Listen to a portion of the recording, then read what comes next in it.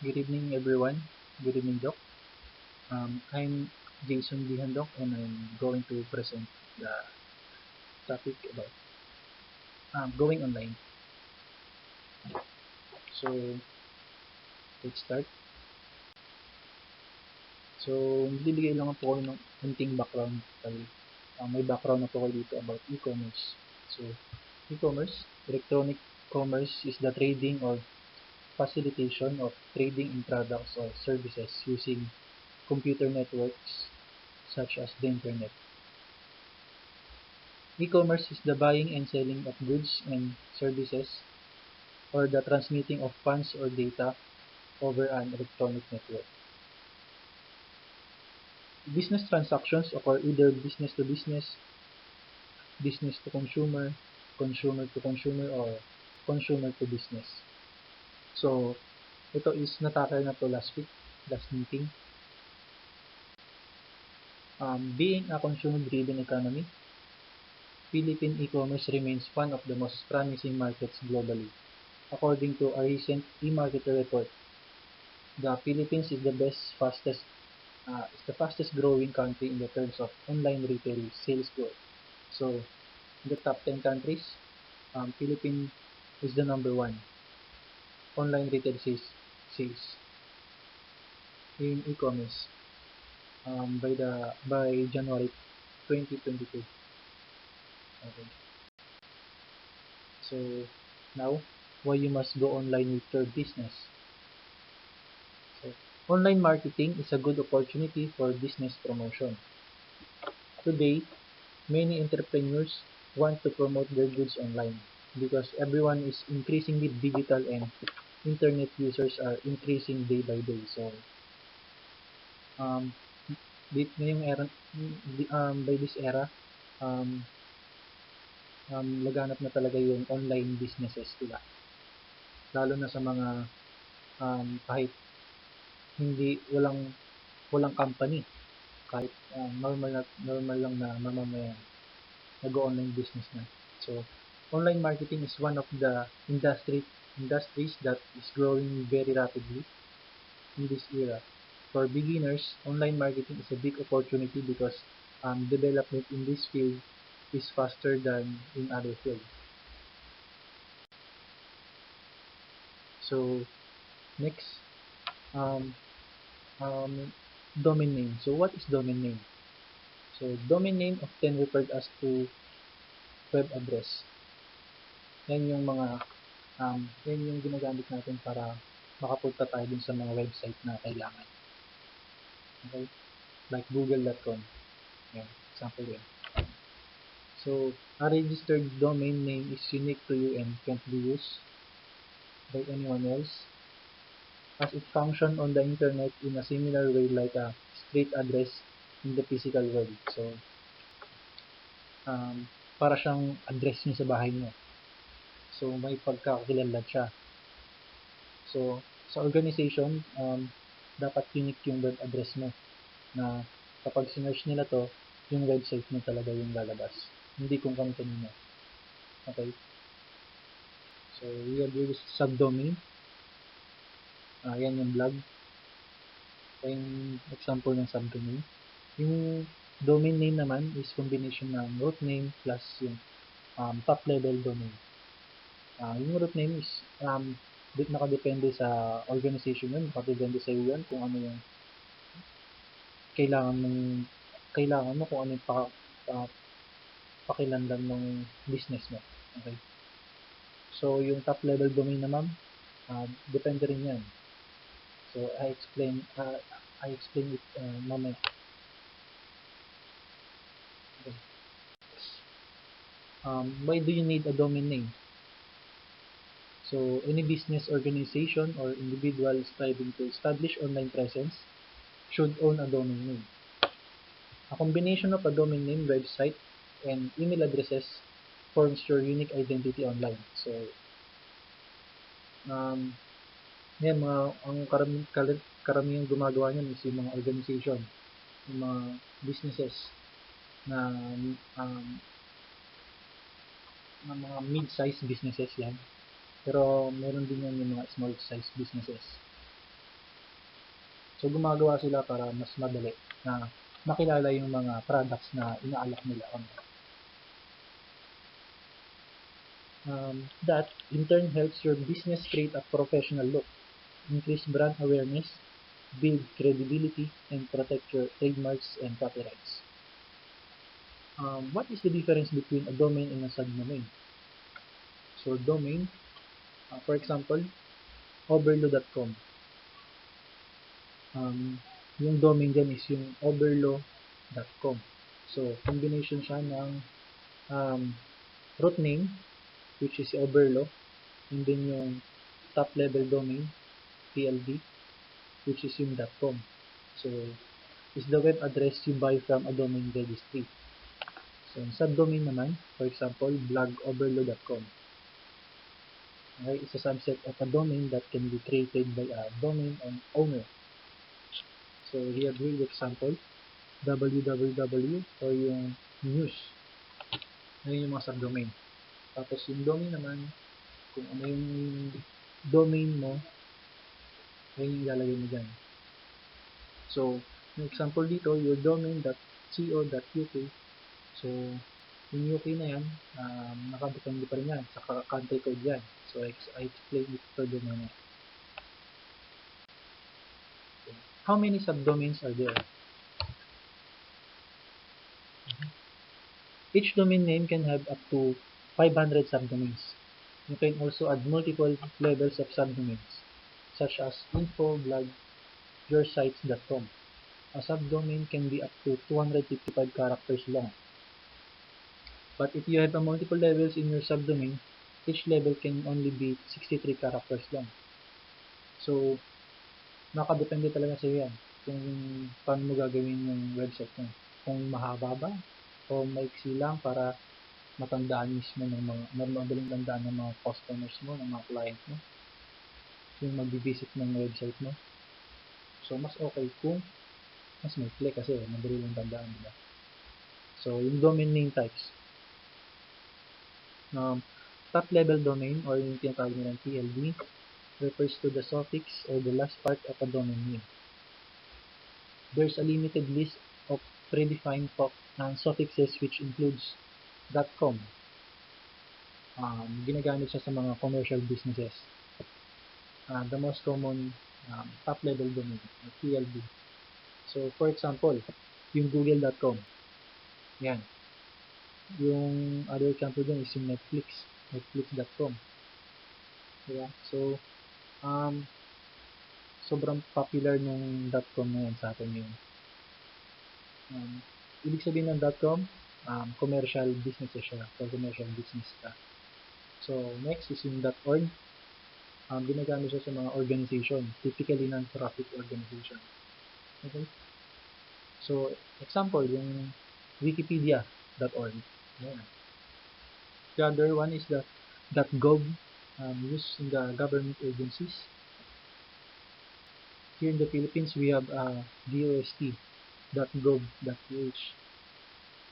Okay?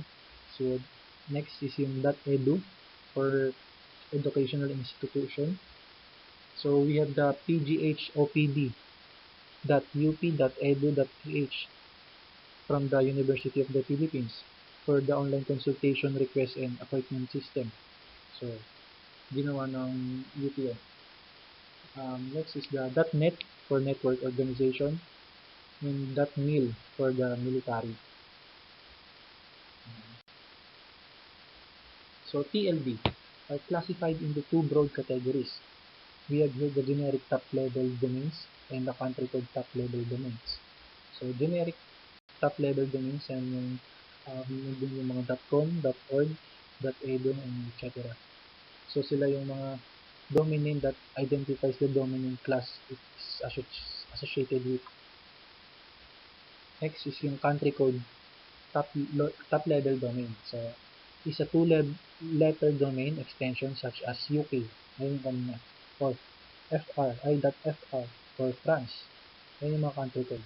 Assigned to a country, geographic location, or territory. Next is yung NTLDs, refer to a new top-level domain names that are geared towards brand organization and services as they're more customized, flexible, and relevant. Example on NTLBs include Voyage, .voyage, .up, .ninja, .cool, or etc. So, um, yung mga yun, it usually indicates the type of business industry. Diba? Kung anong mga industry yan, depende sa industry ng business niyo. Okay? So, how to choose a domain name. So, paano ka ba gumawa ng web address? Paano ka ba mag-construct? O paano ka ba gumawa? Yan. Gumawa ng mga web address. So, first, choose a name that's easy to type and pronounce. Yan. Number one. Then, next is pick a domain name that can be turned into a brand. So, yung domain name mo dapat related siya dun sa business mo. Okay? Avoid names that can be confused with existing brands. So, huwag kang gagamit ng mga domain name na may kapangalan or parang kasing pag binanggit mo parang the same lang. So, gumawa ka ng unique. Okay? So, if you think you can piggyback on some other brand success, you're hugely mistaken. Brand confusion will be the least of your concern when you get sued. Keep it short and simple. So, diba pwede kang gumawa ng mahabang subdomain. Pero, much better kung gagawa ka ng maikli lang and simple para mas madaling tandaan. Use an appropriate extension. Choose a name that indicates what your business does. Okay. So next, we have here the web authoring programs. So what are web authoring programs? A website development system that allows web pages to be visually created like a desktop publishing program. A web authoring program generates the required HTML and JavaScript, and users can switch back and forth between the rendered pages and the code. At a high level, the software is judged by its design tools. So, in short, web authoring is the process of establishing a website. It includes the designing of file structures of the websites and the layout of the web pages. So, ano nga ba yung HTML and JavaScript? So, HTML is yung mga standard markup language na nagpo-provide ng mga primary structure of website. So, in short, siya yung nagpo-provide ng mga actual content. For example, content could be structured within a set of paragraphs or a list of bulleted points or using images or data tables. So, yun yung mga HTML. While JavaScript simply adds dynamic content to websites to make them look good. Okay. HTML work on the look of the website without interactive effect and all. HTML page are static, which means the content cannot be changed. Okay. So next, how is web authoring tools used in e-commerce? Web authoring tools is a piece of software which allows you to design and create web pages. Web pages are coded using HTML, as it is the primary language used for creating a web page. Java is also used to enhance the page's features and make it stand out, among other more simply approaches to a web page. So, we have here the text editors. The most primitive tools which requires users to have a considerable knowledge of HTML code. So, for example, yung Notepad, Windows, or yung simple text from Mac OS. Next is yung HTML editors. more more sophisticated text editor which provide additional support for HTML tags such as tag checking. So, example niyan is yung mga Notepad++, um, VS Code or yung mga Sublime Text. Yung Notepad++ is siya yung free text editor for Microsoft Windows that provide additional features not found in the standard Windows text editor. Tapos yung VS Code, features na include support for debugging, syntax highlighting, intelligent code completion, snippets, code refactoring, and then embedded Git. Okay. So, yung example dito is yung Hotdog Professional. Yung Hotdog Professional is a development environment for web pages in HTML format. It is the high-end version that includes nifty features such as unlimited file size, multiple levels of undo, or a spelling checker. Yan. Also, we have here the Macromedia home site and the BBEdit and macOS. So, yung style niya is primitive to advanced. So, from basic to advanced. The other sample is the web-based authoring tools.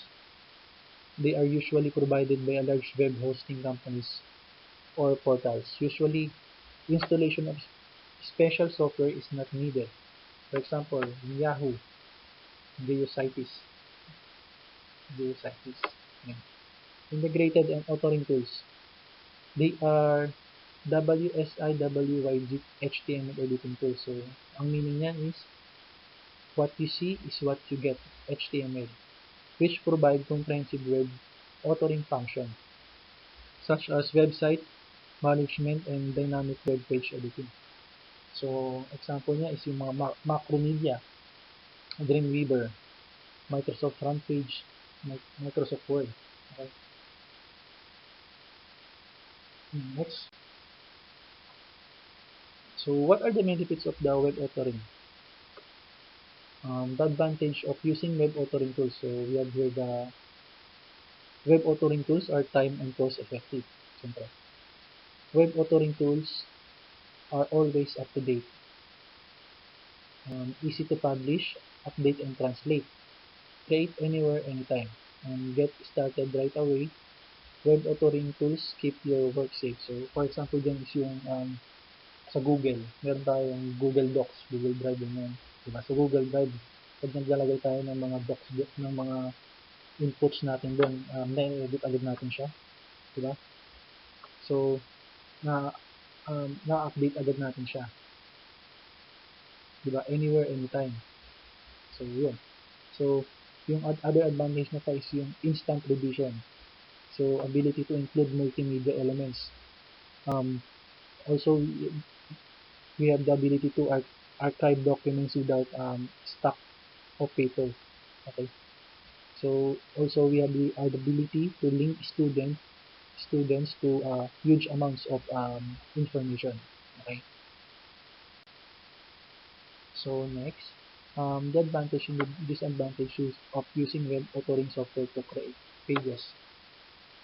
So, the advantage, we have here the what you see is what you get interface. So, ano nga ba yung what you see, what you get interface? So, meaning it allows a developer to see what the end result will look like while the interface or document is being created. So, for example, in what you see is what you get editors, the edited content, whether text or graphics man yan, it appears in a form close to a final product. So, instead of manually writing source code, we deal with a convenient rich text editor in which you manipulate design elements. Okay. So next, can set up and use templates to ensure consistency between web pages. Yeah. Can set up hyperlinks and hotspot. So the software also make it possible to set up hyperlinks and hotspot, which when clicked will take the user to other pages, other website, or a place within the same page. If a web page is moved to another place in the website by using the web authoring application, then any links that page will automatically updated. Yan. Next is yung can insert multimedia into web pages. So, yung mga web pages can contain text, images, animation, mga videos, or sound files. And last is yung the site manager facility can be used to update links within the website. So, yung mga disadvantage niya is not intuitive to just pick up and use. Normally needs some training and or technical knowledge. So, dapat may technical knowledge ka sa paggawa ng page. Need a basic understanding of HTML to overcome any formatting problems. Doesn't normally come as part of general office suite and can be quite expensive to purchase. Yan.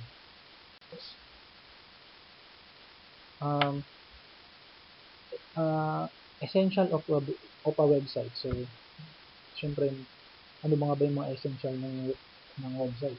So, mind the header. Keep it above the fold, feature testimonials, highlight contact details, simplify navigation, captivate with content. So, number one, yung mind the header. Within your header, you should have your logo and tagline. So, dapat yung sa website, sa paggawa mo ng website, nandun na agad yung tagline mo, yung pagkakalangan mo, di ba? The tagline should briefly summarize what your business does, and your domain name should be easy to remember so people can effortlessly find your company for future uses. Important yan, na dapat recognizable yung website na ipoprovide mo. Okay? Yung tatatak talaga sa mga tao. Alam niya kung ano yung paano tumatak. Number two, keep it above the fold. So, what's making your visitors leave? So, sabi dito, research shows that most website visitors will leave a website after less than 20 seconds. Therefore, you need to ensure you make the most out of those 20 seconds. So, dapat magbigay ka ng mga important details nandun pa lang sa pagkapasok pa lang dun sa website mo. May bibigay ka na agad ng interest dun sa mga magbibisit ng website mo. So, what people can see in those first few moments will determine whether we want to keep looking at your website's content. Position above the fold is the section of the website that will be displayed without scrolling down the page. Okay, next yung feature testimonials. When people are looking for a product or service, they want to know what other people think about the product or service before they pay for it. Tama naman. So reviews and testimonials are a great way to of encouraging visitors to trust your service. Take a look at Shopee and Lazada, an e-commerce stores that show their products reviews and testimonials in the review section. This design is able to increase the confidence of their customers when purchasing their products. So, totoo naman talaga na pag bibili tayo ng mga product or mga services, di ba? So, lalo na ngayon online tayo, kailangan natin i-check muna to verify kung legit ba yan or may quality ba yung product na bibili mo. So, paano natin malalaman yan? Through reviews. So, dapat dun sa website mo, makikita ng mga bumibisita dun yung mga reviews ng mga previous customers mo, diba? Kung makikita nila dun yung honest, fair review na about dun sa mga product na binibenta mo. Okay. So, next, yung highlight contact details. So, having a great looking website is fantastic. But if the website visitor can find your contact details quickly, they'll most likely go elsewhere. Diba? Nobody wants to scroll through pages to find contact information. So make it simple for them to find the information from your landing page. The header and the footer are often excellent places for this information. So importante talaga dun sa gagawin ng website is naka-highlight or makikita agad ng mga visitors mo, mga customers mo, yung contact details mo para in case, diba? Next is simplify navigation. Again, if a visitor is struggling to navigate your website, then they will become frustrated and leave. Make sure you have an easy navigation system to great user experience. And the last one is the captivate with content. So, don't underestimate the power of producing great content. So, ano nga ba yung great content? The goal is to create a content that audiences will bookmark or hang on their wall. So, it says that differentiating content from what is published by other brands today is so crucial. Okay. So, spending time creating great copy, interesting visuals, and engaging videos will produce better results and customers' engagement. So, customize to specific accounts or individuals. Yun, important yun. It says that the most successful content out there was developed with a specific audience in mind. So, for instance, business-to-business marketing teams na nag-work closely with their sales team can plan their content around prospect and clients. Okay, so your content should always have your target audience in mind, and you should ask questions such as what information is needed, and if there a problem, you can provide a solution too. Your content is going to define the quality of your website. Therefore, ensure you spend time and money on it. Okay? So it takes a sector insider to create a great content. Now, getting insiders to create content is more than speaking to the target audience in their language.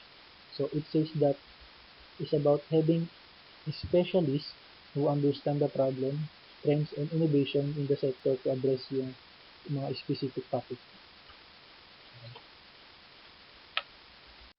So next, what is integration in e-commerce? So having a mature e-commerce store, you may end up running numerous software solutions to manage your business in several channels itself. But the more data sources and data management system you have, the more complicated it becomes to bring all the data under control and gain valuable insights from it. To avoid such risk, you need to unify cohesively functioning e-commerce ecosystem for automating data flows across systems and creating consistent customers experience in an omni-channel environment. So technically, this is achieved via e-commerce integration. So e-commerce integration is the coordination between a business e-commerce website and their back-end systems such as an ERP or CRM system. So I will explain it later. An ERP and CRM. So what problems can e-commerce stores integration solve? The root of all problems inherent to disconnected business system is the lack of multi-directional data flow. This entails yung mga rational use of time, yung sa personnel and financial resources, lower order fulfillment rates, inability to cope with high sales loads during mga peak periods, slow customer support with no visibility into comprehensive customers information, ineffective interdepartmental collaboration, human errors in customers data processing that ruin the whole experience, delays in data updates like yung sa inventory level, product information, mga pricing, etc. Missed opportunities to draw strategic insights from accumulated data. Mga delayed decision making amidst the need for prompt strategy shifts. And in the worst case scenario, business stagnancy due to the lack of data powered strategic planning. So integration may solve these problems by enabling real-time or near real-time data exchange between your e-commerce website and other systems involved. So next we have here the how does e-commerce integration bring business value? E-commerce website integration enables you to make data-driven decisions on customers' experience and marketing. You get the opportunity to accumulate information about customers, their shopping preferences, the popularity of your products, and other important metrics in one place. So with this knowledge, you can adapt to the patterns in customers' behavior and guide their buying journeys accordingly. For example, a marketing automation system integrated into your e-commerce business allows you to segment customers according to chosen criteria for better targeting. Set up automated campaigns that start and unfold with no manual involvement. Analyze the results and get to know your customers' needs better with each iteration. So, in this way, you will only need to set rules or algorithms for marketing activities, and the system will connect to your e-commerce backend and CRM for customers and product data. So, ano nga bang pinagkaiba ng CRM and ERP?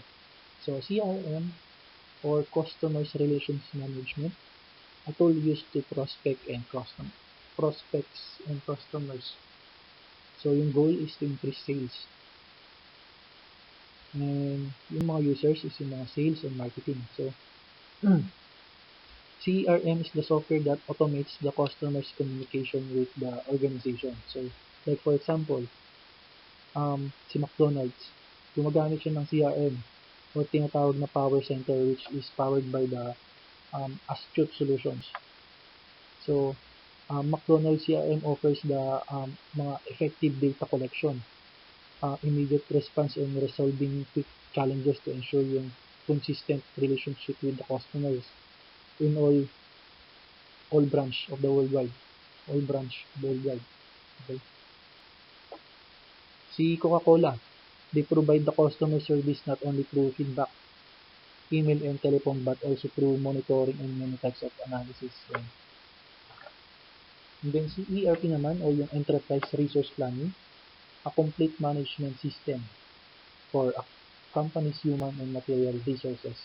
So, kung ang goal ni CRM is to increase sales, ang goal naman ni ERP is to increase company productivity. So, yung mga users nito is mga management and mga employees. So, ERP is the software solution that helps organization to manage their business processes. So, currently, yung pinaka-best na ERP system that Philippines provides, like SAP, Sage, and NetSuite. Okay.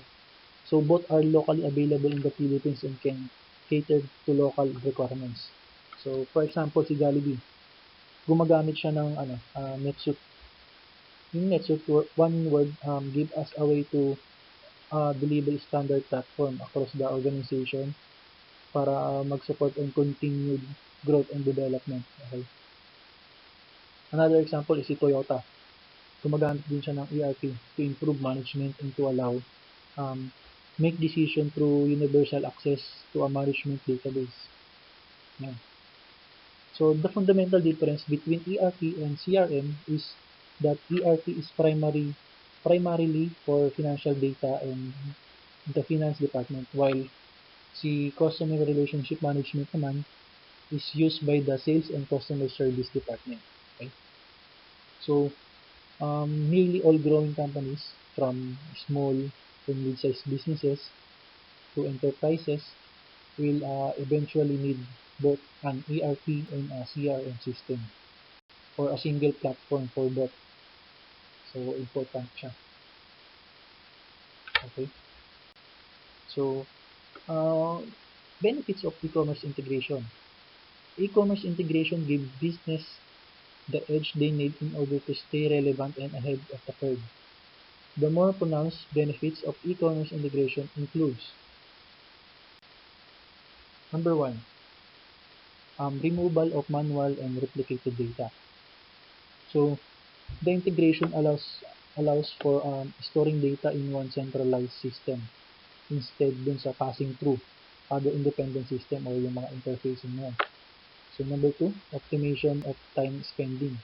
So integration saves time by speeding up the exchange of data between the related systems. It also facilitates yung mga occasional lag-free updates to overall system and constant updates to the business inventory. Okay. Number three, yung customer's experience enhancement. So it keeps the business processes transparent, and by doing so, it eliminates excess that would have otherwise discourage a client from taking advantage of the convenience they offer. And number four, assurance of data integrity and accuracy. Accurate data. Ayun yung mga accurate data on pricing and inventory. So yung availability and quantity of products and services encourages customers to remain loyal to your business. So as a result, happy and satisfied customers is less likely to look for other products and service providers. And then number five, growth promotion. So by keeping your current customers happy and satisfied, it increases the likelihood that they will refer your business to other potential customers who may exist within their circle. So yun, mga friends of friends. So we should not overlook the importance of word of mouth and even in this digital age. So um, we have here, sabi ni Jeff Bezos, if you do build a great experience, customers tell each other about that. So word of mouth is very powerful. That's all. Thank you.